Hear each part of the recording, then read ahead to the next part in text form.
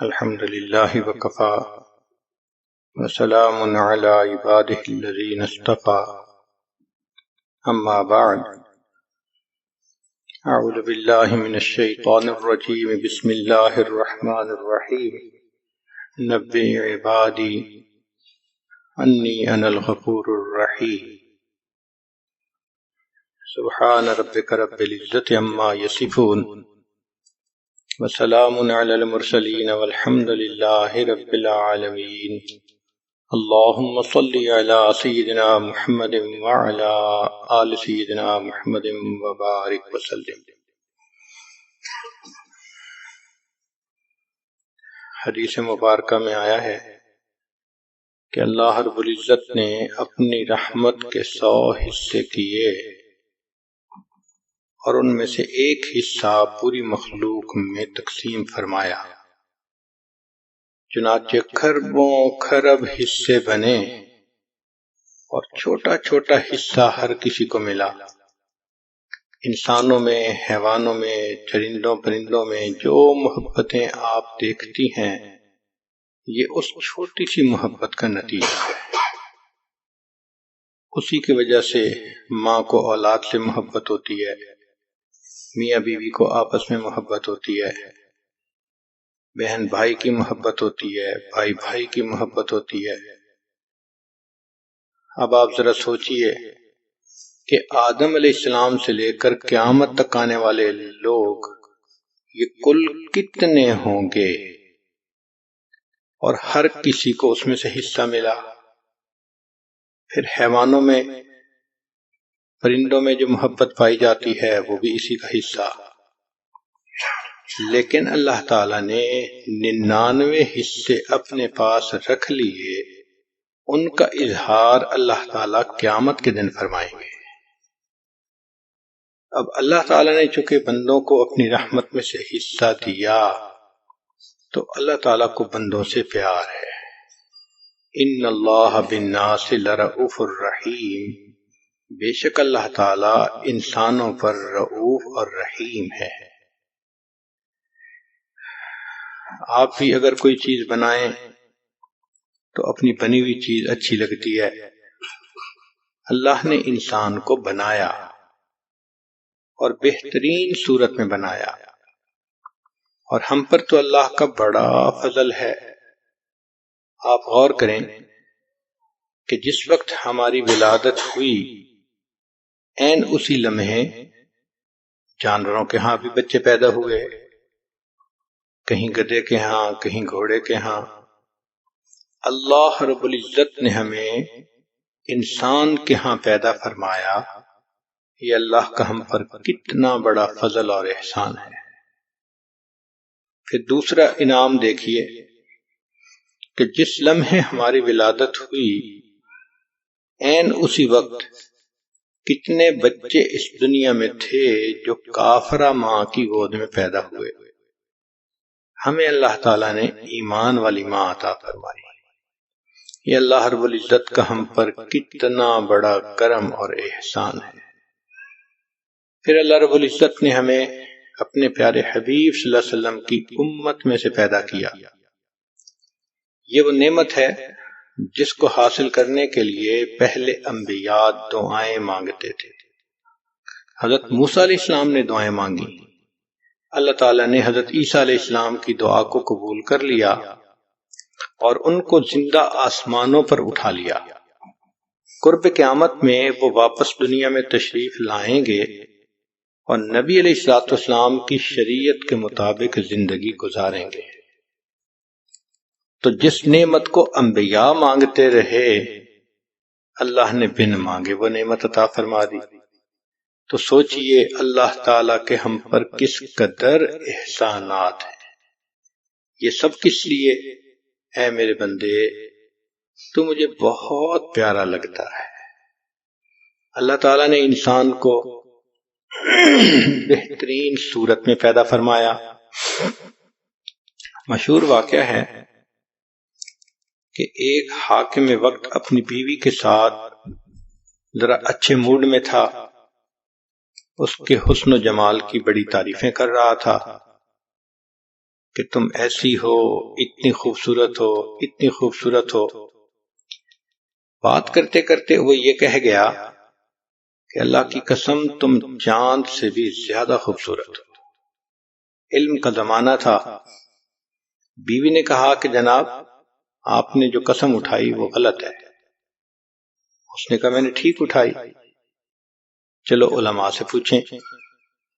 اب علماء کی طرف رجوع کیا گیا تو وہ جواب دیں کہ ہم تو فیصلہ نہیں کر سکتے کہ اس کی بیوی چاند سے زیادہ خوبصورت ہے یا نہیں، حتیٰ کہ یہ بات ٹاک آف دی ٹاؤن بن گئی۔ کسی نے امام شافعی رحمۃ اللہ علیہ کو یہ بات بتائی، انہوں نے فرمایا کہ اس کا جواب میں دے سکتا ہوں۔ چنانچہ جب ان سے پوچھا گیا تو انہوں نے فرمایا کہ تم نے ٹھیک قسم اٹھائی، تمہاری بیوی چاند سے بھی زیادہ خوبصورت ہے۔ تو کسی نے پوچھا کہ آپ ایک عورت کے بارے میں کیسے کہہ سکتے ہیں جس کو آپ نے دیکھا ہی نہیں؟ تو امام شافعی رحمۃ اللہ علیہ نے جواب دیا کہ اللہ رب العزت نے قرآن مجید میں فرمایا لَقَدْ خَلَقْنَا الْإِنسَانَ فِي أَحْسَنِ تَقْوِيمٍ، اے انسان تمہیں ہم نے بہترین صورت میں پیدا کیا، لہذا قسم اٹھا کے کہا جا سکتا ہے کہ انسان چاند سے بھی زیادہ خوبصورت ہے۔ کسی نے کیا اچھی بات کہی، چاند سے تشبیہ دینا یہ کہاں انصاف ہے، چاند سے تشبیہ دینا یہ کہاں انصاف ہے، چاند کے منہ پہ چھائیاں میرے مدنی کا چہرہ صاف ہے۔ تو واقعی اللہ رب العزت نے انسان کو چاند سے بھی زیادہ خوبصورت بنایا۔ پھر اللہ رب العزت نے انسان کو عزتوں سے نوازا، فرمایا وَلَقَدْ كَرَّمْنَا بَنِي آدم، ہم نے بنی آدم کو عزت عطا فرمائی۔ ذرا غور کریں کہ باقی مخلوق جب کھانا کھانا ہوتا ہے تو کھانے کی طرف اپنا سر جھکاتی ہے، گائے چارہ کھانے کے لیے سر جھکاتی ہے، بھینس سر جھکاتی ہے، بکری سر جھکاتی ہے، شیر چیتے کو دیکھیے شکار کرنے کے لیے سر جھکاتے ہیں۔ اللہ نے انسان کو وہ عظمت بخشی کہ اے میرے بندے تیرا سر تو صرف میرے سامنے جھکنے کے لیے ہے، اس کو کھانے کے لیے جھکنے کی ضرورت نہیں، میں تیرے ہاتھوں سے تیرا کھانا تیرے منہ تک پہنچا دوں گا۔ تو انسان کے منہ تک کھانا خود پہنچتا ہے، سر جھکانے کی ضرورت نہیں ہوتی۔ تو یہ انسان کو اللہ نے عظمت بخشی۔ فرمایا کھیتیاں سرسبز ہیں تیری غذا کے واسطے، کھیتیاں سرسبز ہیں تیری غذا کے واسطے، چاند سورج اور ستارے ہیں ضیاء کے واسطے، بحر و بر شمس و قمر ماء و شما کے واسطے، یہ جہاں تیرے لیے ہے تو خدا کے واسطے۔ تو سارا جہان انسان کے لیے اور انسان اپنے رب رحمان کے لیے ہے۔ تو اللہ رب العزت نے انسان کو عزتوں سے نوازا، اے انسان تو مجھے بہت پیارا لگتا ہے۔ پھر دیکھیے کہ اللہ نے انسان کا رزق اپنے ذمہ لیا، فرمایا وَفِي السَّمَاءِ رِزْقُكُمْ، تمہارا رزق آسمانوں میں ہے۔ دوسری جگہ فرمایا وَإِن مِّن شَيْءٍ إِلَّا عِندَنَا خَزَائِنُ، جو کوئی بھی چیز ہے ہمارے پاس اس کے خزانے ہیں، وَمَا نُنَزِّلُهُ إِلَّا بِقَدْرٍ مَّعْلُومٍ، ہم اس کو معلوم اندازے کے مطابق اتارتے ہیں۔ فرمایا وَمَا مِن دَابَّةٍ فِي الْأَرْضِ إِلَّا عَلَى اللَّهِ رِزْقُهَا، زمین میں جو بھی کوئی جاندار ہے اس کا رزق ہمارے ذمے ہے۔ اب جب رزق اللہ نے ذمے لے لیا تو دیکھیے ہمیں کتنی بڑی تسلی ہو گئی۔ اس لیے حدیث پاک میں آتا ہے کہ رزق بھی انسان کو تلاش کرتا ہے، موت بھی انسان کو تلاش کرتی ہے، فرق یہ ہے کہ رزق پہلے پہنچتا ہے، موت اس کے بعد پہنچتی ہے۔ اگر کسی پہاڑ کے نیچے پانی کا ایک قطرہ ہو جسے کسی بندے نے پینا ہے تو جب تک وہ بندہ پی نہ لے اس وقت تک اس کو موت نہیں آ سکتی۔ پھر ہر کوئی مطلب کا پیار کرتا ہے۔ کہنے والوں نے کہا دنیا مطلب دی او یار، ہر محبت کے پیچھے آپ کو غرض نظر آئے گی۔ مثال کے طور پہ ماں باپ کو اولاد سے محبت ہوتی ہے، اس میں بھی غرض، ماں باپ کی یہ غرض ہوتی ہے کہ ہمارے بچے اچھے بنیں گے، سیٹل ہو جائیں گے، ہمارے بڑھاپے کا سہارا بنیں گے، ہماری عزت کا سبب بنیں گے۔ اولاد کے دل میں یہ ہوتی ہے طلب کہ ماں باپ خرچ کریں گے، پڑھائیں گے تو ہم اچھے انسان بن سکیں گے۔ تو دونوں طرف طلب ہے۔ میاں اور بیوی دونوں کو ایک دوسرے کی ضرورت ہے، بیوی خاوند کی ضرورت ہے، خاوند بیوی کی ضرورت ہے۔ استاد اور شاگرد کو دیکھ لیجئے، استاد پڑھاتا ہے کہ اس کے بدلے مجھے کچھ ماہانہ ملے گا، شاگرد پڑھتا ہے کہ استاد کے پڑھانے سے میرے گریڈ اچھے آ جائیں گے۔ تو ہر جگہ آپ کو کوئی نہ کوئی مطلب نظر آئے گا، حتیٰ کہ پیر مرید کا تعلق بھی مطلب کا تعلق ہے۔ وہ کیسے؟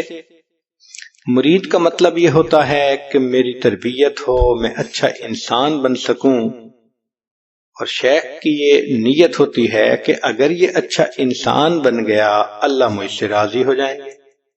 تو مطلب تو ہے، چاہے دنیا کا ہو چاہے دین کا ہو۔ تو ہر محبت کے پیچھے آپ کو کوئی مطلب نظر آئے گا۔ کائنات میں ایک محبت ایسی ہے جس کے پیچھے کوئی مطلب نہیں، کوئی غرض نہیں، وہ بے غرض محبت ہے، اور وہ محبت اللہ کو اپنے بندوں کے ساتھ ہے۔ ساری دنیا کے لوگ صدیق اکبر رضی اللہ تعالیٰ عنہ جیسے بن جائیں، اللہ کی شان میں کوئی اضافہ نہیں ہوتا۔ ساری دنیا کے لوگ فرعون کی طرح بدبخت بن جائیں، اللہ کی شان میں کوئی کمی نہیں آتی۔ اللہ کی عبادت کے لیے فرشتے بہت ہیں۔ پھر اللہ بندوں سے جو پیار کرتے ہیں وہ کس لیے؟ کہ اللہ تعالیٰ کو اپنے بندوں سے محبت ہے۔ حدیث قدسی ہے، فرمایا اے میرے بندے، کل یریدک لنفسہ وانا اریدک لک، ہر کوئی تجھ سے اپنے لیے محبت کرتا ہے، میں تجھ سے تیرے لیے محبت کرتا ہوں۔ تو اللہ تعالیٰ کی محبت بے غرض ہے، اس لیے اللہ تعالیٰ چاہتے ہیں کہ میرا بندہ میرے پاس رہے، میرے ساتھ رہے، مجھ سے دور نہ جائے۔ اب انسان گناہ کرتا ہے شیطان کے بہکانے پر، اور گناہ انسان کو اللہ سے دور کرتے ہیں۔ تو دیکھیں اللہ تعالیٰ نے گناہوں کو بخشنے کے کیسے کیسے سبب بنا دیے۔ یوں لگتا ہے کہ اللہ کی رحمت تل گئی ہے بندے کے گناہوں کو بخشنے کے لیے، بہانے بنا دیے بخشنے کے۔ غور کریں تو حیرانی ہوتی ہے میرے بندے، شیطان نے گناہ کروائے تجھے مجھ سے دور لے جانے کے لیے، میں نے بخشنے کے انتظام کر دیے تجھے اپنے قریب کرنے کے لیے۔ اس لیے اے میرے بندے تو مجھے بہت پیارا لگتا ہے۔ اب مثلا غور کیجئے کہ دو فرشتے ہیں، ایک نیکی لکھنے والا اور ایک گناہ لکھنے والا۔ اللہ نے نیکی والے فرشتے کو افسر بنا دیا اور دوسرے کو ماتحت بنا دیا۔ جب بندہ نیکی کا ارادہ کرتا ہے تو نیکی کا فرشتہ فوراً ارادہ کرنے پر بھی ایک نیکی لکھ دیتا ہے، اور جب نیکی کر لیتا ہے تو ایک کے بدلے 10 نیکیاں لکھتا ہے۔ لیکن گناہ والا فرشتہ، اگر کوئی بندہ گناہ کا ارادہ کرے تو وہ گناہ نہیں لکھ سکتا، اس کو اپنے افسر سے اجازت لینی پڑتی ہے، NOC لینا پڑتا ہے۔ تو وہ پوچھتا ہے اس نے تو گناہ کا پکا ارادہ کر لیا، کیا میں گناہ لکھ لوں؟ تو وہ کہتا ہے کہ نہیں، جب تک کر نہ لے تم کیسے لکھ سکتے ہو؟ اب بندے نے فرض کرو گناہ کر لیا، وہ فرشتہ دوبارہ پوچھتا ہے اب تو کر لیا، اب میں لکھ لوں؟ تو اس کا افسر اس کو کہتا ہے تمہیں کیا جلدی پڑی ہے، ہو سکتا ہے یہ توبہ کر لے، دل میں نادم ہو، شرمندہ ہو، اور اللہ اس کو معاف کر دیں تو تم جو لکھ کے کاٹو گے، کیا ضرورت ہے ایسا کرنے کی، انتظار کر لو۔ چنانچہ کئی پہر تک وہ انتظار کرواتا ہے۔ اگر اس دوران انسان اس گناہ پر نادم ہو تو فرمایا الندم توبۃ، دل میں نادم ہونا گناہ پر یہ توبہ ہوا کرتی ہے، اللہ دل کی ندامت کر گناہ کو معاف فرما دیتے ہیں۔ فرض کرو کہ اس نے احساس ہی نہ کیا اور گناہ لکھ دیا گیا، پھر اس نے دوسرا گناہ کر لیا، پھر تیسرا کر لیا، حتیٰ کہ اس بندے نے 5 گناہ کر لیے۔ اس کے بعد اگر وہ کوئی نیکی کرتا ہے تو نیکی والا فرشتہ اس کو کہتا ہے کہ سنو، اللہ کا قانون ہے من جاء بالحسنۃ فلہ 10 امثالھا، کہ جو بندہ ایک نیکی لائے گا ہم 10 گنا اجر دیں گے۔ ایک نیکی اس نے کی اور میں نے اس کے بدلے 10 نیکیاں لکھنی ہیں، میں 10 نیکیاں نہیں لکھتا، تم 5 گنا مٹا دو اور باقی 5 نیکیاں اس کی میں انٹری کر دیتا ہوں۔ اللہ اکبر کبیرہ، اللہ کی رحمت کا معاملہ دیکھیے، 5 گنا مٹا دیے جاتے ہیں اور بقیہ 5 نیکیاں لکھ دی جاتی ہیں۔ کیوں؟ اے میرے بندے، تو مجھے بہت پیارا لگتا ہے۔ اب فرض کرو کہ اس بندے نے خود نیکیاں بھی نہیں کی، مگر اللہ تعالیٰ تو چاہتے ہیں نا کہ میں اس کے گناہوں کو معاف کروں، تو حدیث پاک میں ہے کہ اللہ نے باقی جانداروں کو ذمے لگا دیا کہ تم انسانوں کے لیے دعا کرو۔ چنانچہ حیتان، مچھلیاں پانی میں انسان کے لیے استغفار کرتی ہیں، بلوں میں چیونٹیاں استغفار کرتی ہیں، ہوا میں پرندے استغفار کرتے ہیں، اور ان کے استغفار کو بہانہ بنا کر اللہ بندوں کے گناہوں کو معاف فرما دیتے ہیں۔ یہ کس لیے؟ اے میرے بندے، تو مجھے بہت پیارا لگتا ہے۔ پھر ذرا اس سے اگلی بات دیکھیے کہ اللہ تعالیٰ نے اپنی معصوم مخلوق جن کو فرشتے کہتے ہیں ان کے ذمہ لگا دیا۔ چنانچہ قرآن مجید کی آیت ہے کہ اللہ کے فرشتے وَيَسْتَغْفِرُونَ لِمَنْ فِي الْأَرْضِ، جو زمین میں انسان ہیں ان کے لیے فرشتے استغفار کرتے ہیں۔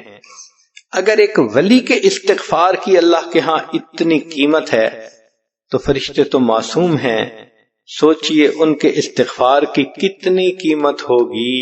اللہ اس کو بہانہ بنا کر بندوں کے گناہوں کو معاف فرما دیتے ہیں۔ یہ کس لیے کیا؟ اے میرے بندے، تو مجھے بہت پیارا لگتا ہے۔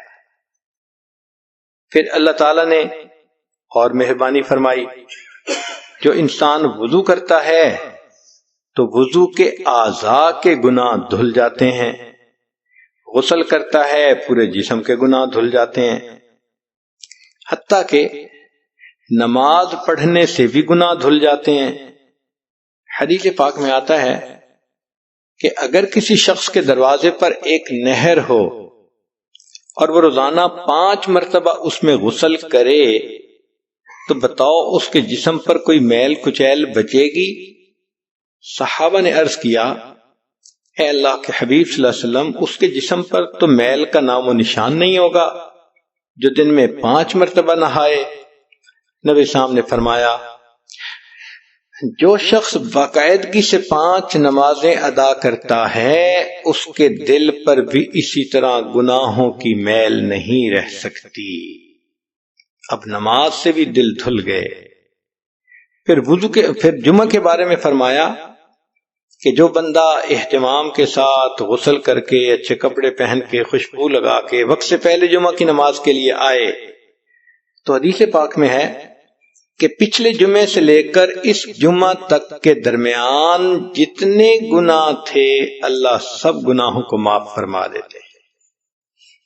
اس لیے اے میرے بندے تو مجھے بہت پیارا لگتا ہے۔ پھر عید کا موقع آتا ہے، اللہ تعالیٰ فرشتوں سے پوچھتے ہیں کہ یہ میرے بندے کیوں ایک جگہ پر اکٹھے ہیں؟ حالانکہ اللہ تعالیٰ تو علام الغیوب ہیں، دلوں کے بھید جانتے ہیں، مگر فرشتوں کو گواہ بنانے کی خاطر اللہ پوچھتے ہیں لوگ کیوں جمع ہیں؟ فرشتے کہتے ہیں کہ یا اللہ یہ وہ بندے ہیں جنہوں نے رمضان کے روزے رکھے، تراویح پڑھی، اب رمضان ختم ہوا، یہ عید کی نماز کے لیے اکٹھے ہو گئے۔ اس کے بعد اللہ پوچھتے ہیں اچھا بتاؤ کہ جو مزدور پوری مزدوری کرے اس کا کیا بدلہ ہو سکتا ہے؟ تو فرمایا کہ پھر اس کے بدلے اس کے گناہوں کو بخش دیا جائے۔ تم اعلان کر دو اے میرے بندو جو عید کی نماز پڑھنے کے لیے آئے ہو، قوموا مغفور لکم، کھڑے ہو جاؤ بخشے بخشائے، ہم نے تمہارے گناہوں کو تمہاری نیکیوں میں تبدیل کر دیا۔ سبحان اللہ، مولا آپ کتنا کریم ہیں، کتنے مہربان ہیں، صرف گناہ ہی معاف نہیں فرماتے، گناہوں کو الٹا نیکیوں میں تبدیل فرما دیتے ہیں۔ یہ کس لیے؟ اے میرے بندے تو مجھے بہت پیارا لگتا ہے۔ اور یہ بات سمجھ میں آتی ہے، ماں کو اپنی اولاد سے محبت ہوتی ہے، تو اگر کسی وقت بچہ پوٹی کرے اور اس سے بو آ رہی ہو تو ماں سے ذرا برداشت نہیں ہوتا، ذرا اس کو فیل ہوگا، فوراً بچے کو لے کے جائے گی اور اس کے ڈائپر تبدیل کرے گی، اس کو دھوئے گی، صاف کرے گی، نہلائے گی، پھر اچھے کپڑے پہنا کر سرما لگا کر خوشبو لگا کے لائے گی۔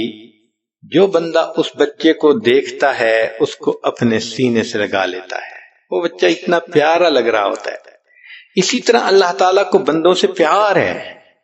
اللہ تعالیٰ نہیں چاہتے کہ میرے بندوں سے گناہ کی نجاست کی بو آئے، لہذا جب کوئی بندہ گناہ کرتا ہے اللہ تعالیٰ کسی نہ کسی بہانے سے اس کے گناہوں کے میل کو اتار دیتے ہیں۔ کیوں کیا؟ اے میرے بندے تو مجھے بہت پیارا لگتا ہے۔ پھر ایک اور بات فرمائی کہ میرے بندے اگر تم مسکرا کر ملتا ہے اپنے مسلمان بھائی سے تو تیرے مسکرانے پر گناہ معاف، اگر راستے سے تو نے کوئی تکلیف والی چیز ہٹائی تو اس پر بھی گناہ معاف، اماطۃ الاذی عن الطریق۔ اور فرمایا کہ اگر تم نے جانور سے حسن سلوک کیا اس پر بھی تمہارے گناہ معاف۔ چنانچہ بخاری شریف کی روایت ہے کہ بنی اسرائیل کی ایک زانیہ عورت تھی، اس نے پیاسے کتے کو پانی پلایا تھا، اللہ نے اس پر اس کے گناہ کو معاف فرما دیا تھا۔ تو جانوروں کے ساتھ اگر حسن سلوک پر گناہ معاف ہوتے ہیں، جو بندہ اپنے گھر میں اپنی بیوی سے اچھا سلوک کرے، اپنے بچوں سے اچھا سلوک کرے، ماں باپ سے اچھا سلوک کرے، بہن بھائیوں سے اچھا سلوک کرے، مسلمان پڑوسی سے اچھا سلوک کرے، سوچئے پھر اللہ اس کے کتنے گناہوں کو معاف فرمائے گا۔ کس لیے؟ اے میرے بندے تو مجھے بہت پیارا لگتا ہے۔ پھر اللہ تعالیٰ نے انسان کے اوپر جو پریشانیاں آتی ہیں دنیا میں اس پر بھی گناہ معاف۔ حدیث مبارکہ میں ہے، نبی علیہ السلام تشریف فرما ہے، ہوا کا جھونکا آیا اور چراغ بجھ گیا۔ نبی علیہ السلام نے پڑھا انا للہ و انا الیہ راجعون۔ ام المومنین عائشہ صدیقہ رضی اللہ تعالی عنہا نے پوچھا، اے اللہ کے حبیب صلی اللہ علیہ وسلم، یہ انا للہ تو پڑھتے ہیں جب کسی انسان کی زندگی کا چراغ گل ہوتا ہے؟ نبی السلام نے فرمایا، عائشہ کسی کے فوت ہونے پر پڑھیں تو بھی اجر ملتا ہے، اور اگر تیل کا چراغ بجھ گیا اس پر بھی پڑھیں، اس پر بھی مومن کو اجر ملتا ہے۔ اب سوچنے کی بات ہے کہ چراغ کا بجھ جانا چھوٹی سی چیز نظر آتی ہے، اللہ اس پر بھی بندے کو اجر عطا فرماتے ہیں۔ پھر فرمایا کہ اگر اس دنیا میں بندے کو کوئی تکلیف پہنچتی ہے، بیماری آتی ہے، اس سے بھی گناہ معاف۔ حتیٰ کہ حدیث پاک کا مفہوم ہے کہ جب کوئی بندہ بیمار ہوتا ہے، اللہ تعالیٰ فرشتوں کو فرماتے ہیں کہ دیکھو میرا یہ بندہ یہ صحت کے عالم میں یہ عبادتیں کرتا تھا، اب بیمار ہو گیا، نہیں کر سکے گا، مگر تم ان کا حساب اسی طرح لکھتے رہنا جو صحت میں کرتا تھا، بیماری میں اس کا ثواب تم کنٹینیو کرنا، اس کو چھوڑنا نہیں۔ اور میرے فرشتوں تکلیف کی وجہ سے میرا یہ بندہ کراہے گا، مگر کراہنے پر تم نے سبحان اللہ الحمدللہ پڑھنے کا اجر لکھنا ہے۔ اور میرا یہ بندہ تکلیف میں اپنی کروٹ بدلے گا، تم نے کروٹوں کے بدلنے پر رکوع اور سجدے کا ثواب لکھنا ہے۔ چنانچہ وہ بندہ بیماری سے اس طرح پاک ہوتا ہے کہ گناہوں سے ایسے پاک ہو جاتا ہے جیسے اس دن پاک تھا جب اس کی ماں نے اس کو جنم دیا تھا۔ سبحان اللہ سبحان اللہ۔ یہ اللہ نے سب بہانے بنا دیے، سبب بنا دیے کہ میرے بندے کے دل پر گناہوں کی میل نہ رہے، نجاست نہ رہے، میں اپنے بندے کے گناہوں کو معاف کرنا پسند فرماتا۔ پھر حدیث پاک میں آتا ہے کہ اگر کسی بندے کی عمر 90 سال ہو جائے تو اللہ تعالیٰ فرماتے ہیں کہ اے میرے بندے، کلمہ پڑھتے پڑھتے اب تیری عمر 90 سال کی ہو گئی، تیرے سب گناہ میں نے معاف کر دیے، تجھ سے حساب لیتے مجھے حیا آتی ہے۔ اور اے میرے بندے، تو زمین میں میرا قیدی ہے، اسیر اللہ فی الارض۔ زمین میں قیدی سے کیا مراد؟ کہ بس قید سے بندہ چھوٹتا ہے، سیدھا اپنے گھر آتا ہے۔ تم اس دنیا کی قید سے چھوٹو گے، سیدھا اپنے گھر جنت میں پہنچ جاؤ۔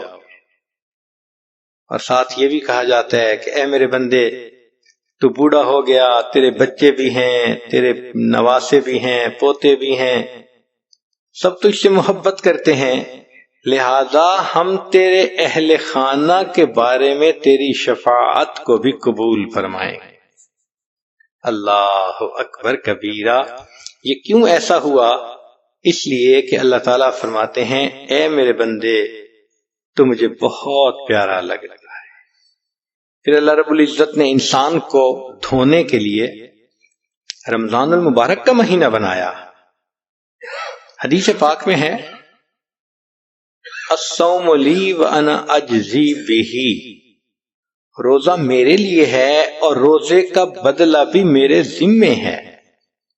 محدثین نے لکھا کہ اللہ تعالیٰ نے روزے کا بدلہ اپنے ذمے کیوں لے لیا؟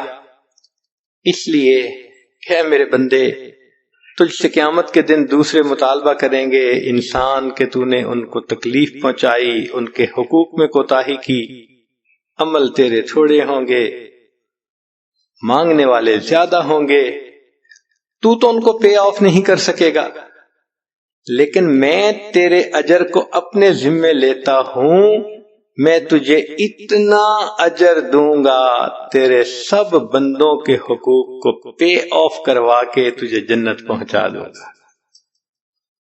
یہ اللہ کی رحمت سے کیسے انسان توقع کر سکتا ہے کہ عمل کی پیمنٹ اللہ کرے اور پھر وہ اتنی تھوڑی ہو کہ انسان دوسروں کو پیمنٹ ہی نہ کر سکے؟ اللہ اکبر۔ اللہ نے فرمایا میرے بندے، میں نے یہ کام اپنے ذمے لے لیا، میرے لیے تو نے روزہ رکھا، دیکھ میں تیرے گناہوں کو بخشوا کر تجھے کس طرح جنت پہنچاتا۔ اس لیے فرمایا من صام رمضان ایمانا و احتسابا غفر له ما تقدم من ذنبه۔ جس نے رمضان کے روزے ایمان اور احتساب کے ساتھ رکھے اللہ تعالیٰ اس کے پچھلے سب گناہوں کو معاف فرما دیتے ہیں۔ حضرت علی رضی اللہ عنہ فرمایا کرتے تھے اگر اللہ رب العزت نے اس امت کو عذاب دینا ہوتا تو اللہ تعالیٰ اسے رمضان کا مہینہ عطا نہ فرماتے۔ رمضان کا مہینہ دینے کا مطلب یہی کہ اللہ اس امت کو معاف کرنا چاہتے ہیں۔ علماء نے ایک پیارا نقطہ لکھا ہے، وہ فرماتے ہیں کہ یوسف علیہ السلام 12 بھائی تھے، احد عشرہ کوکبہ 11 بھائی اور 12ویں یوسف علیہ السلام، تو کل 12 تھے، مگر یوسف علیہ السلام کی وجہ سے اللہ نے 11 بھائیوں کے قصوروں کو معاف کر دیا تھا، کہہ دیا تھا لا تثریب علیکم اليوم۔ تو جس طرح یوسف علیہ السلام کی وجہ سے 11 بھائی کے قصوروں کو معاف کر دیا، رمضان کا مہینہ یوسف علیہ السلام کی مثال ہے، اللہ اس مہینے کے صدقے بقیہ 11 مہینوں کی غلطیوں کو معاف فرما دیتے۔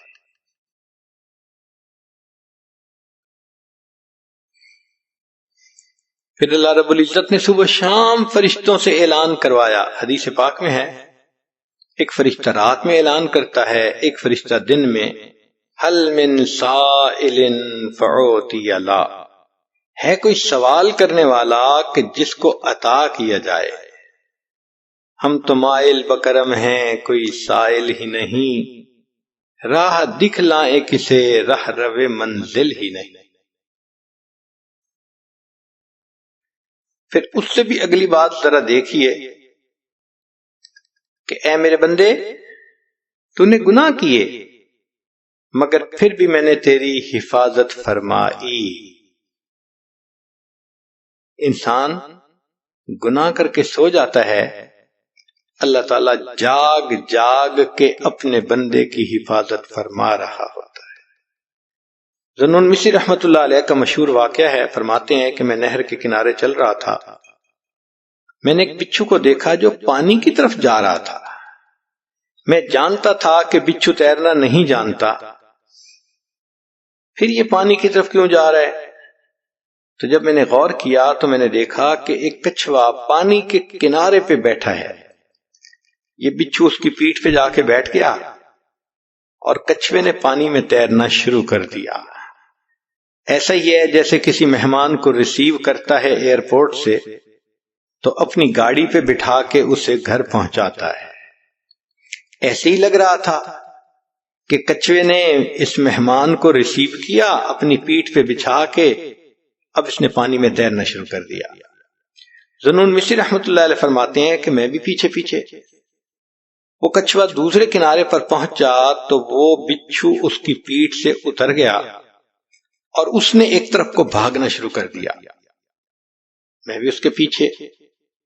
تھوڑی دیر بعد میں نے دیکھا کہ سامنے ایک درخت تھا اور درخت کے نیچے کوئی بندہ سویا ہوا نظر آ رہا تھا، بچھو ادھر کو جا رہا تھا۔ میں نے دل میں سوچا کہ ایک لکڑی اٹھا لیتا ہوں، اگر بچھو اس کے قریب جائے گا تو میں بچھو کو ماروں گا۔ اتنے میں نے دیکھا کہ ایک طرف سے ایک کوبرا سانپ ہے، وہ اسی بندے کی طرف جا رہا ہے جس طرف بچھو جا رہا تھا۔ جب وہ سانپ بچھو کے قریب سے گزرنے لگا تو بچھو اس کے ساتھ چمٹ گیا اور بچھو نے اس کے ڈنک لگایا۔ یہ بچھو اتنا زہریلا تھا کہ سانپ وہیں پر لوٹ لوٹ کے مر گیا۔ پھر بچھو واپس، میں نے دیکھا کہ کچھوا کھڑا تھا، یہ بچھو اس کی پیٹھ پر بیٹھا اور کچھوے نے پھر اسے پہلے کنارے تک پہنچا دیا۔ میں نے دل میں سوچا کہ لگتا ہے کہ یہ درخت کے نیچے سونے والا کوئی بڑا ولایت کبریٰ کے مقام کا ولی ہوگا جس کو اللہ نے سانپ سے بچانا تھا۔ نہر کے دوسرے کنارے سے بچھو کو بھیجنے کا بندوبست کر دیا اور بچھو نے سانپ کو مار دیا۔ میں لوٹ کے واپس آیا کہ میں اس ولی سے دعا کرواتا ہوں۔ جب قریب آ کے دیکھا تو میں نے دیکھا کہ وہ نوجوان تھا اور اس کے منہ سے شراب کی بو آ رہی تھی۔ میں نے اس کو جگایا اور میں نے اس کو کہا کہ دیکھ، تو شراب پی کے میٹھی نیند سو گیا، تیرا پروردگار جاگ جاگ کے تیری حفاظت کرتا رہا۔ جب اس نوجوان نے سانپ کو مرے دیکھا تو اس کی آنکھوں سے آنسو آ گئے، کہنے لگے اللہ آپ کتنے کریم ہیں، میں کبیرہ گناہ کا مرتکب ہو کے میٹھی نیند سو گیا، تو پروردگار جاگ جاگ کے میری حفاظت فرماتا رہا۔ اس نے کہا کہ میں آج کے بعد اپنے اللہ کی کبھی بھی نافرمانی نہیں کروں گا۔ اسی لیے انسان اللہ کے در سے دور بھاگتا ہے۔ شان بے نیازی کا تعلق تو یہی تھا کہ اگر کوئی اللہ کے در سے پیٹھ پھیر کے جاتا، اللہ پیچھے سے اس کی پیٹھ میں ایک لات لگوا دیتے اور یہ بھی کہہ دیتے کہ او بدبخت، میرے دروازے سے پیٹھ پھیر کے جا رہا ہے، اب میں دروازہ ہمیشہ کے لیے بند کر رہا ہوں۔ مگر اللہ تعالیٰ ایسا تو نہیں کرتے، جو پیٹھ پھیر کے جاتا ہے اللہ اس کو بلاتے ہیں، یا ایھا الانسان ما غرک بربک الکریم، اے انسان تجھے تیرے کریم پروردگار سے کس چیز نے دھوکے میں ڈال دیا۔ جیسے چھوٹا بچہ ماں سے روٹھ جاتا ہے تو ماں سمجھاتی ہے بیٹا ماما سے نہیں روٹھا کرتے۔ اس آیت مبارکہ میں اللہ تعالیٰ اپنے بندے کو سمجھا رہے ہیں، او میرے گنہگار بندے، میرے دروازے سے پیٹھ پھیر کے کیوں جاتے ہو، میں تو ابھی بھی تمہاری انتظار میں ہوں۔ کوئی ماں اپنے بچھڑے بیٹے کا اتنا انتظار نہیں کرتی جتنا پروردگار اپنے بگڑے ہوئے بندے کا انتظار فرماتے ہیں۔ اور جب وہ بندہ کبھی اللہ کے در کی طرف متوجہ ہو جائے، اللہ تعالیٰ اس بندے سے اس کو تانا نہیں دیتے کہ اب بڑھاپے میں تجھے میرا گھر یاد آیا، تیری جوانی کہاں گئی، تیرا حسن و جمال کہاں گیا، تیرا مال و منال کہاں گیا، جب تو جوان تھی تجھے سر پہ دوپٹہ لینا اچھا نہیں لگتا تھا، اب بوڑھی ہو گئی، تیرے منہ میں دانت نہیں، پیٹ میں آنت نہیں، اب تو دیکھتی بھی ہے تو نظر کمزور ہو گئی، اب تیرے پلے کیا رہا جو میری بندی تو اب میرے گھر کی طرف آئی ہے۔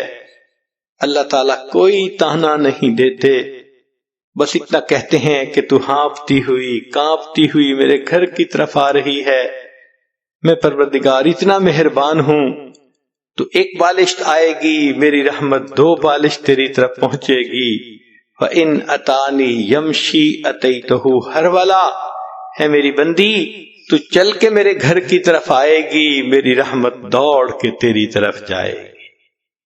اللہ تعالیٰ بندے کی توبہ کو قبول فرما لیتے ہیں، کس لیے کہ اے میرے بندے تو مجھے بہت پیارا لگتا ہے۔ حق تو یہ تھا کہ بندے نے زندگی میں گناہ کیے، آج اگر یہ توبہ کرنا چاہتا ہے تو اللہ تعالیٰ اس سے دلیل مانگتے، گواہ مانگتے کہ بتاؤ تم سچی توبہ کر رہے ہو، اس پر کوئی گواہ دکھاؤ۔ لیکن بندہ اللہ کے حضور بیٹھ کے صرف اتنی سی بات کر لیتا ہے، اے اللہ میں معافی مانگتا ہوں، میری توبہ کو قبول کر لیجئے۔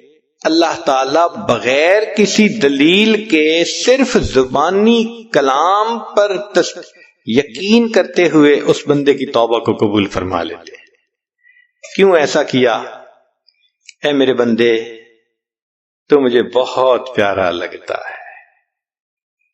پھر انسان نے گناہ کیے، اگر اللہ تعالیٰ چاہتے تو بندے کی رسوائی ہو جاتی۔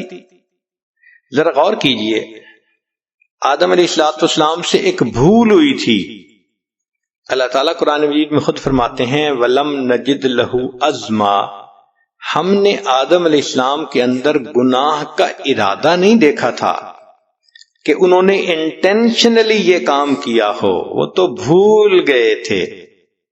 تو بھول کر گناہ ہوا تھا، اللہ نے ان کے جسم سے جنت کی پوشاک اتروا لی تھی۔ حدیث پاک میں ہے کہ اما حوا اور آدم علیہ السلام درختوں کے بڑے بڑے پتوں سے اپنے سطر کو چھپا رہے تھے، پھر اللہ تعالیٰ نے ان کو جنت سے دنیا میں بھیج دیا، یعنی گھر سے بھی نکال دیا، اور جب دنیا میں آئے تو اللہ نے قرآن مجید میں اس واقعے کا تذکرہ کر کے ان کو سارے انسانوں کو سامنے کو ان کے اس معاملے سے اطلاع بھی عطا فرما دی۔ اللہ اکبر! اگر اللہ تعالیٰ چاہتے میری بندی تو نے فلاں کرتوت کیا، میں تیری اولاد کو اطلاع دے دیتا ہوں، میں تیرے خاوند کو اطلاع دے دیتا ہوں، میں تیرے باپ کو اطلاع دے دیتا ہوں، ہمارا کیا بنتا۔ انسان گناہ کرتا ہے، اللہ تعالیٰ بندے کی پردہ پوشی فرماتے ہیں، اسے دنیا میں رسوا بھی نہیں ہونے دیتے، شاید یہ میرا بندہ توبہ کر لے اور میں اس کی توبہ کو قبول فرما لوں۔ یہ کس لیے؟ اے میرے بندے، تو مجھے بہت پیارا لگتا ہے۔ بنی اسرائیل کے اندر یہ دستور تھا کہ انسان جو گناہ کرتا تھا اس کے دروازے کے اوپر لکھا ہوا مل جاتا تھا کہ اس بندے نے فلاں گناہ کیا۔ اس امت کے ساتھ اللہ کی کتنی رحمت ہے، اللہ کسی کو پتہ بھی نہیں چلنے دیتے۔ سچی بات تو یہ ہے کہ اگر اللہ تعالیٰ نے قیامت کے دن کسی خاتون کو یہ کہہ دیا، اے میری بندی میں تجھے چوائس دیتا ہوں، یا تو میں تیرے سارے کرتوتوں کی کیسٹ تیرے خاوند کے سامنے چلاتا ہوں، تیرے باپ کے سامنے چلاتا ہوں، تیرے اولاد کے سامنے چلاتا ہوں، یا تو یہ اجازت دے ورنہ پھر خود جہنم میں چلی جا، تو شاید عورت کہے گی اللہ میرے خاوند کے سامنے میرے کرتوت نہ کھولنا، بیٹی کہے گی باپ کے سامنے مجھے رسوا نہ کرنا، ماں کہے گی اولاد کے سامنے میری حقیقت نہ کھولنا، اللہ میں خود ہی جہنم چلی جاتی ہوں۔ اللہ رب العزت کتنے مہربان ہیں، دنیا میں گناہوں کے باوجود اللہ اپنے بندوں کو رسوا نہیں ہونے دیتے۔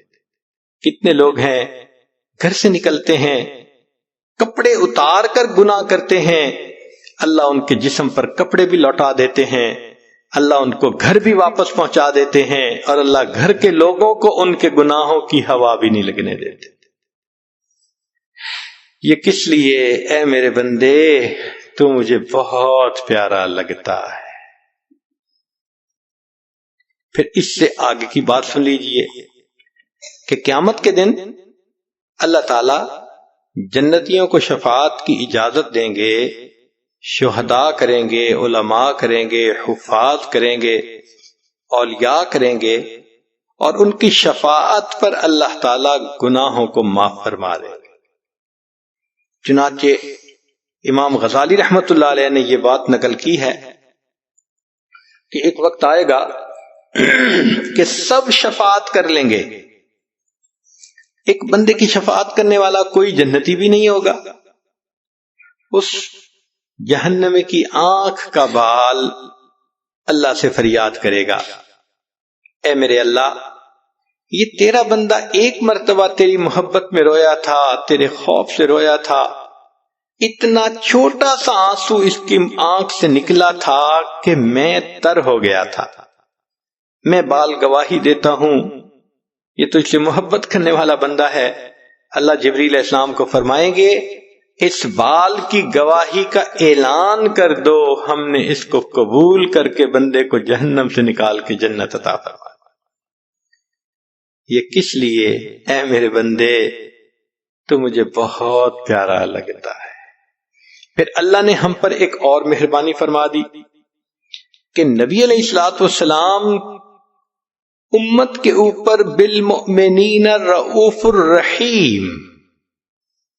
ایک تو اللہ تعالی نے فرما دیا کہ ان اللہ بالناس لرؤوف الرحیم، اور ایک اور معاملہ کہ نبی علیہ السلام کے بارے میں فرما دیا بالمؤمنین رؤوف الرحیم۔ اب ہمارا دو کریموں سے واسطہ ہے، قیامت کے دن نبی علیہ السلام امت کی شفاعت فرمائیں گے۔ نبی علیہ السلام نے ارشاد فرمایا، اللہ تعالیٰ نے مجھے چوائس دیا، اے میرے محبوب صلی اللہ علیہ وسلم، اگر آپ چاہیں تو آپ کی آدھی امت کو بلا حساب جنت عطا فرما دیں، اور اگر آپ چاہیں تو آپ کو شفاعت کی اجازت دے دیں۔ نبی اسلام نے فرمایا، میں نے شفاعت کو پسند کر لیا کہ میری شفاعت کی وجہ سے آدھی امت سے زیادہ میری امت جنت میں داخل کی جائے گی۔ اللہ اکبر کبیرہ۔ نبی اسلام نے فرمایا، ہر نبی علیہ السلام کو اللہ نے ایک ایسی دعا مانگنے کی اختیار دیا کہ جیسی دعا مانگیں گے ویسی قبول ہو جائے گی۔ چنانچہ صحابی نے پوچھا، اے اللہ کے حبیب صلی اللہ علیہ وسلم، آپ کو بھی اختیار ملا؟ نبی صاحب نے فرمایا، ہاں مجھے بھی اختیار ملا۔ اے اللہ کے حبیب صلی اللہ علیہ وسلم، پھر آپ نے کون سی دعا مانگی؟ نبی صاحب نے فرمایا، میں نے دعا نہیں مانگی، میں نے اس کو ذخیرہ رکھ لیا، قیامت کے دن جب میری امت کا حساب شروع ہوگا میں اس وقت وہ دعا مانگوں گا اور امت کو لے کر جنت میں جاؤں گا۔ نبی علیہ السلام کو امت سے کتنا پیار تھا، راتوں کو روتے تھے، رب امتی رب امتی رب امتی۔ چنانچہ ام المومنین عائشہ صدیقہ رضی اللہ تعالیٰ عنہ فرماتی ہیں کہ جب نبی علیہ الصلوۃ والسلام کے اوپر آخری مرض کا حملہ ہوا تو محبوب صلی اللہ علیہ وسلم کو اتنا تیز بخار تھا کہ اوپر کپڑا ڈالا گیا تھا، کپڑے کے اوپر سے مجھے گرمی محسوس ہو رہی تھی، اور نبی علیہ الصلوۃ والسلام کی طبیعت کے اندر آثار محسوس ہوتے تھے کہ بہت تکلیف ہے۔ ایک پیالہ پانی کا رکھا میں نے قریب میں، میرے آقا صلی اللہ علیہ وسلم اس میں اپنا مبارک ہاتھ ڈالتے اور وہ گیلا ہاتھ اپنے چہرے پر پھیرتے۔ میں بخار کی شدت کو دیکھتی، تکلیف کی شدت کو دیکھتی تو میں کہتی کہ میرے آقا اتنی تکلیف میں کیوں ہیں؟ میں نے پوچھ لیا، اے اللہ کے حبیب صلی اللہ علیہ وسلم، ایسا بخار تو کبھی نہیں دیکھا، جتنی آپ کو تکلیف محسوس ہو رہی ہے اتنی تکلیف تو کبھی نہیں دیکھی۔ نبی علیہ السلام نے جواب میں فرمایا، عائشہ، مومن کو اس دنیا میں جو موت کے وقت تکلیف ہوتی ہے اس پر اس کے گناہوں کو معاف کر دیا جاتا ہے۔ میں نے اپنے اللہ سے یہ دعا کی تھی، اللہ جب میری موت کا وقت قریب آئے تو میری تکلیف زیادہ مجھے دے دینا اور اس کے بدلے میری امت کے گناہوں کو معاف فرما دینا۔ عائشہ، یہ وہ تکلیف ہے جو مجھے پہنچ رہی ہے۔ اللہ کے حبیب صلی اللہ علیہ وسلم اتنی تکلیف برداشت فرما رہے تھے۔ اسی دوران دروازے پہ دستک ہوتی ہے تو پوچھا گیا کون؟ جواب ملا، جبریل علیہ السلام اور عزرائیل علیہ السلام حاضری کی اجازت چاہتے ہیں۔ نبی السلام نے فرمایا، جبرائیل کو آنے دو۔ جبریل علیہ السلام آ گئے۔ اے جبرائیل، کیوں آئے؟ اللہ کے حبیب صلی اللہ علیہ وسلم، اللہ تعالیٰ نے آپ کو یاد فرمایا ہے۔ نبی السلام نے فرمایا، جبرائیل، اللہ تعالیٰ سے پوچھ کر پہلے مجھے یہ بتاؤ، اللہ میرے بعد میری امت کا کیا حال ہوگا؟ جبریل علیہ السلام نے پوچھا، رب کریم نے جواب بھجوایا کہ جبرائیل، جا کر میرے محبوب صلی اللہ علیہ وسلم کو بتلا دو، اے میرے پیارے حبیب صلی اللہ علیہ وسلم، ہم آپ کے بعد آپ کی امت کو تنہا نہیں چھوڑیں گے۔ جب نبی علیہ السلام کو تسلی ہو گئی تب آقا صلی اللہ علیہ وسلم نے فرمایا کہ ملک الموت کو بھی بلا لو۔ تب اللہ کے حبیب صلی اللہ علیہ وسلم نے پردہ فرما لیا۔ یہ کیوں اللہ نے محبوب صلی اللہ علیہ وسلم کے دل میں رحمت ڈال دی؟ ہے میرے بندے، تو مجھے بہت پیارا لگتا ہے۔ اور پھر آخری بات دیکھیے، امام غزالی رحمت اللہ علیہ نے تفصیل لکھی ہے، جب جہنمی جہنم سے بری ہوتے جائیں گے، ایک وقت آئے گا کہ کوئی جہنمی کا عمل ایسا نہیں ہوگا کہ جس کی وجہ سے اس کو معافی مل سکے، مگر اللہ فرمائیں گے، علماء نے بھی شفاعت کی، شہداء نے بھی کی، جنتیوں نے بھی کی، انبیاء نے بھی کی، سب نے اپنی طرف سے اپنی ہمدردی اور محبت کا اظہار کیا۔ اب کوئی ایسا نہیں جو اور کسی کی شفاعت کرے، اب میں اپنی رحمت کا اظہار کرتا ہوں۔ اللہ تعالیٰ اپنی رحمت سے جہنم سے 3 لپیں بھریں گے۔ لپ کہتے ہیں کہ اگر گندم کے دانے پڑے ہوں اور آپ دونوں ہتھیلیوں سے اس کو بھر لیں تو ہزاروں دانے آ جائیں گے۔ تو اگر ہماری چھوٹی سی ہتھیلی پر ہزاروں دانے آتے ہیں تو اللہ رب العزت کی لپ کتنی بڑی ہوگی، کتنے لوگ اس میں سے نکلیں گے؟ فرمایا کھربوں لوگ نکلیں گے۔ ایک مرتبہ لب بھریں گے، دوسری مرتبہ بھریں گے، تیسری بھریں گے، اور ان سب کو باہر نکال دیا جائے گا، اور پھر ان کو کہا جائے گا کہ اس تالاب میں غسل کر لو۔ وہ غسل کریں گے، ان کے جلے ہوئے بدن ٹھیک ہو جائیں گے، پھر اللہ تعالیٰ ان کے لیے جنت میں جانے کا فیصلہ کر دیں گے۔ مگر ان کے ماتھے پر اتقاء الرحمن، رحمان کے آزاد کردہ بندے، یہ لکھا جائے گا۔ یہ لوگ جنت میں جائیں گے، رہیں گے، تو جنتی ان کے ساتھ مذاق کیا کریں گے، ہم تو ڈائریکٹ جنت آ گئے اللہ کی رحمت سے، اور تمہارے اوپر تو مہر لگی، تم وایا جہنم آئے ہو۔ تو ایک ایسا وقت آئے گا کہ یہ اتقاء الرحمن اللہ رب العزت سے مل کر دعا کریں گے کہ اللہ، جب آپ نے جنت میں بھیج ہی دیا، یہ مہر بھی تو اتار دیجئے تاکہ کوئی ہمیں تانا نہ دے سکے۔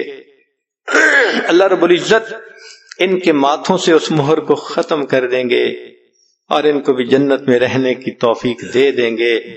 امام غزالی رحمۃ اللہ علیہ یہ حدیث مبارکہ نقل کرنے کے بعد لکھتے ہیں کہ مجھے اپنے عملوں سے یہ بھروسہ تو نہیں کہ میں سیدھا جنت چلا جاؤں گا، ہاں میں اتنی تمنا ضرور کرتا ہوں، اللہ مجھے قیامت کے دن اتقاء الرحمن میں شامل فرما لینا۔ اس یہاں سے کبھی ہم نے کنارہ نہ کیا، پر تو نے دل آزردہ ہمارا نہ کیا، ہم نے تو جہنم کی بہت کی تدبیر، لیکن تیری رحمت نے گوارا نہ کیا۔ میرے مالک آپ کتنے مہربان ہیں، ہم بھاگ بھاگ کے گناہ کرتے ہیں، دوڑ دوڑ کے گناہ کرتے ہیں، اللہ آپ ہمیں گھیر گھیر کے مسجد پہنچا دیتے ہیں، مدرسہ پہنچا دیتے ہیں، نیک علماء صلحاء کی مجلس میں پہنچا دیتے ہیں، تاکہ ہم کوئی نیکی کی بات سن کر نیکی پر عمل کرنے والے بن جائیں۔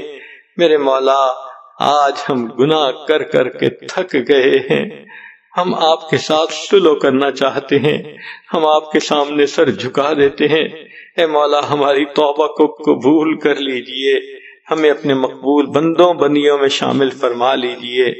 اے کریم آقا، جو مانگا عطا فرما، جو مانگنا چاہیے تھا نہیں مانگ سکے وہ بھی عطا فرما۔